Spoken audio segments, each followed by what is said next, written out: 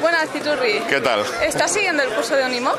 Pues sí, me matriculé casi al principio y, hombre, tengo una insignia solo, pero vamos, que sí lo sigo, ¿eh? Sí. ¿Y qué opinas del curso? ¿Te gusta? Pues ¿Es una buena no, lo que me iniciativa? parece es una iniciativa estupenda y lo que más me gusta es lo fácil que es seguirlo, lo fácil de asimilar de los contenidos y bueno, y la metodología en general.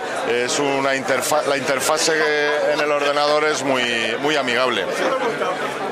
En el contexto actual de crisis económica y social, oímos hablar constantemente del emprendimiento como un elemento clave para cambiar el modelo productivo español y salir de la crisis.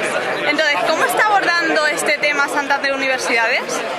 Pues Santander Universidades está propiciando, promocionando y bueno, está en la línea de que todo aquel proyecto que tenga que ver con el emprendimiento, pues apoyarlo económicamente y no solo eso, sino que nos implicamos personalmente, porque entendemos que el emprendimiento en esta situación es una de las maneras más fáciles de que la juventud, pues eso, se le abre un futuro con sentido, ¿no?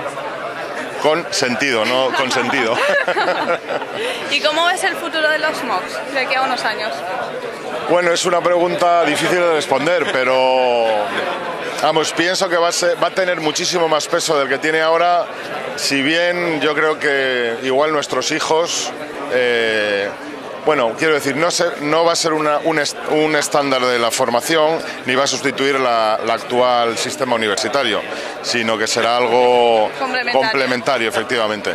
Vale, muchas gracias. Me he liado un poquito, lo siento. Muchas gracias. Muchas gracias, señor Titurri. Nada, por favor.